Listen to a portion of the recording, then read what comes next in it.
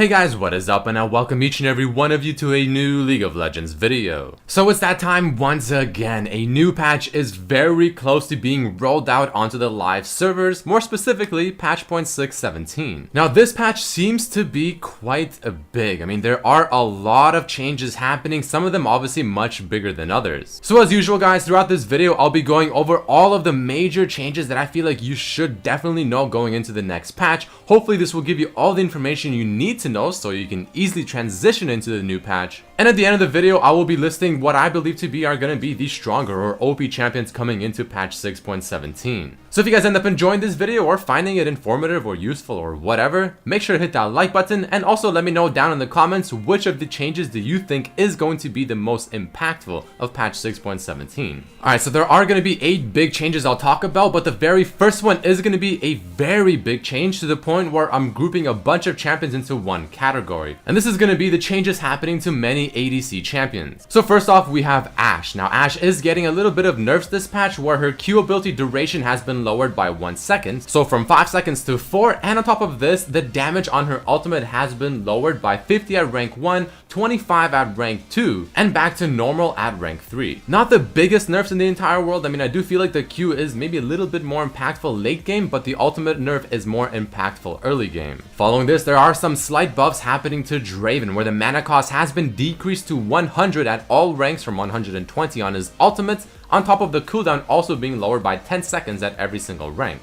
Also not the biggest thing in the entire world, but this may put a little bit of light back onto Draven and make people remember that, you know what, this guy is actually still an ADC and he's still someone that could be very, very strong. So this might be enough to make people kind of start questioning whether or not Draven is a champion they should be playing. Following this, we have Ezreal. Now this is going to be only to his passive, but it's a pretty decent change. Now his passive will scale up by 10, 12, 14, and 16% increased attack speed per stack at levels 1, 6, 11, and 16 from just 10% at all ranks. This means that Ezreal late game should be essentially just overall much stronger because 16%, 5 stacks of that, so that's essentially 6% more per stack prior to, that's a lot of extra attack speed that he's going to be gaining at late game, so this can definitely help him scale a lot better. Next on the chopping block, we have Jhin, who is going to be receiving some nerfs where the AD ratio on his W has been lowered, but to slightly compensate that, the damage to minions and monsters has been increased by just a measly 10%. Following this, the base damage on his ultimate has been lowered, but the damage increase based on percent health missing on the target has actually been slightly increased. And the final thing is the fact that his tooltip on his ultimate no longer mentions that if you cancel his ultimate early, you get refunded 10% per unused shot, so we're gonna assume that that's gone. All in all, some pretty solid nerfs onto Jhin, arguably probably the best ADC at the very moment. This should definitely bring his power spike down by a bit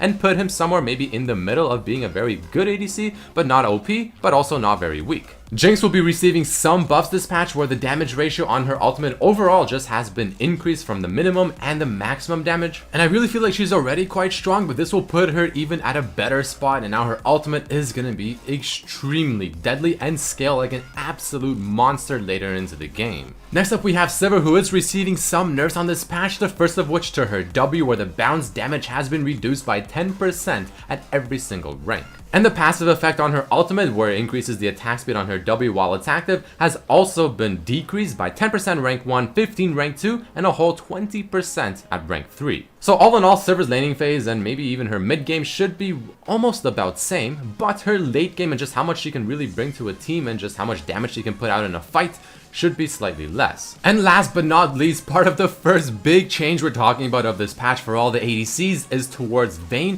where she is receiving some buffs to her Q, where the scaling on it has been increased by 20% at rank 5, slowly going up by starting at 5% from rank 2. Bane did recently get some buffs a couple of patches ago, but apparently it just simply was not enough. So Riot is putting a little bit more emphasis on her Q and making it just an overall better ability, and we're gonna see if this is enough to bring Bane back into the meta. Alright, now that we got the first big change out of the way for this current patch, let's move on to the more singular champion changes, with the first one being Gangplank. So I feel like I've told you guys numerous amounts of times that I personally believe Gangplank is among the best champions right now and as of the past couple of patches. So finally he is receiving some nerfs. The base HP has been lowered by 40 and his W mana cost has also been increased by 20 at every single rank. So this here is trying to hit his laning phase to try and make him just not have such an easy, I guess, time to get past the laning phase and up to his godlike late game status. And to even further help this, his ultimate's cooldown has been increased by 20 seconds at rank 1 and 10 seconds at rank 2 and back to normal at rank 3, while the damage per wave also being lowered at every single rank, 15 rank 1, 10 rank 2, and only 5 rank 3. So like I said, trying to hit Gangplank's early game, not make him have such an easy time to get to late game, but if he ever does, he should still be pretty godlike. Following this, we also have one of the better junglers as of right now, Gragas, receiving some nerfs. The first one is actually quite big. The cooldown on his E ability has been changed from being 12 seconds at every single rank to 16 seconds at rank 1 and moving down per second per rank down to 12 at rank 5. This obviously affecting his early game and just how much pressure he can have when ganking or even clearing the jungle. But the nerf to his ultimate is what I feel like might be the biggest thing, or I guess the more interesting thing. Gragas' ultimate now has a fixed travel time, so if you were to throw it just pretty much point blank right in front of you, it'll still take 0.55 seconds to actually reach its destination and do its thing. Almost as if you're putting his ultimate in some form of Matrix mode, going in slow motion even though you're throwing it literally right in front of you. So the main thing this is trying to nerf and just, I guess, punish is Gragas whenever he body slams someone in that time that they're still sort of stunned. You can always just instantly throw the ultimate, knock them back, and you really can't do anything about it, but now you can have time to maybe flash or use some ability. So in my opinion, that is what this nerf is directed towards. Is it going to be enough to just simply bring Gragas out of the meta? Maybe not. I mean, he still brings what he does overall to the team. He's still very useful, and his gank potential should still be relatively good. But next is the change that I'm really excited to talk about. Jace, finally receiving some buffs, finally receiving some love. Personally, I actually really like playing this champion. I feel like Jace has a lot of interesting depth to him, and he's just an overall really cool champ, so this is going to be very interesting. The buffs are as follows. The E ability in his hammer form, the mana cost has been lowered to 40 at all ranks, rather than being only 40 at rank 1 and going all the way up to 90 at rank 5. So this definitely might mean that from now on, you might want to max your E ability second rather than your W second. Following this, whenever you switch to hammer form, your next attack will now have 40% bonus AD scaling rather than 40% bonus AP scaling. I mean, honestly, I don't even know why the hell it was 40% AP scaling. That makes pretty much no sense whatsoever. There's just no reason for it to be AP, so the fact that now it's AD means he probably has a lot more potential, a lot more overall damage output, and even his laning phase should be even better because of this, and also the mana cost changes to his E. I think this should definitely put Jace back into the light and make people start picking him up again and realizing that, you know what, this guy is actually very strong.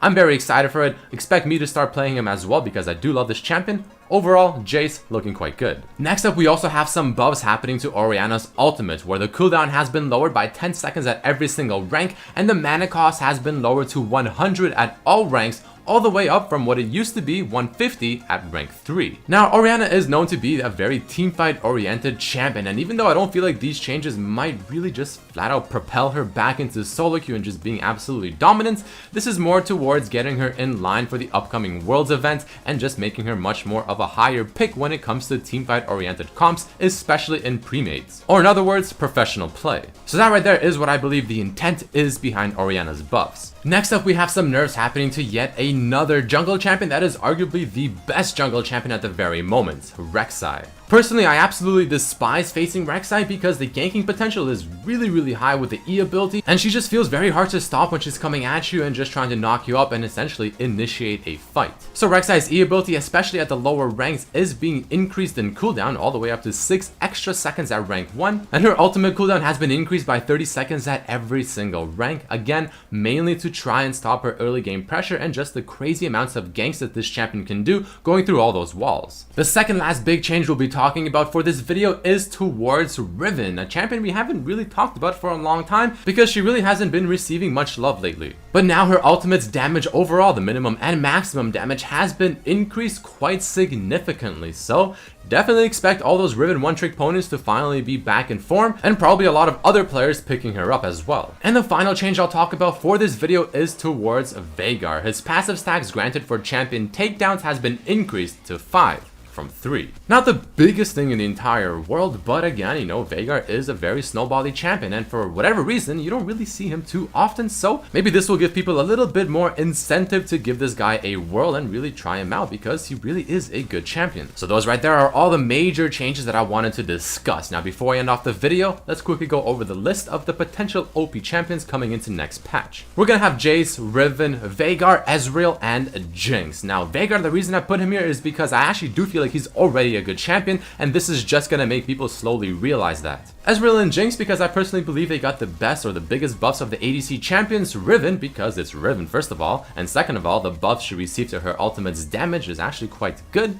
And Jace because the changes happening to him as well are also very, very good, and this will definitely put the spotlight back onto him. But all in all, guys, that is about it for this video. I mean, there you have it, all the biggest changes coming to patch 6.17. There was definitely quite a bit of them, so I hope this video wasn't too confusing. But either way, if you did enjoy it, let me know by hitting that like button. Let me know which champion you think will have the biggest impact throughout the next patch. Make sure to check out my other videos as well and subscribe if you haven't. But I truly thank each and every one of you for watching, and I hope to see you for the next one. Peace.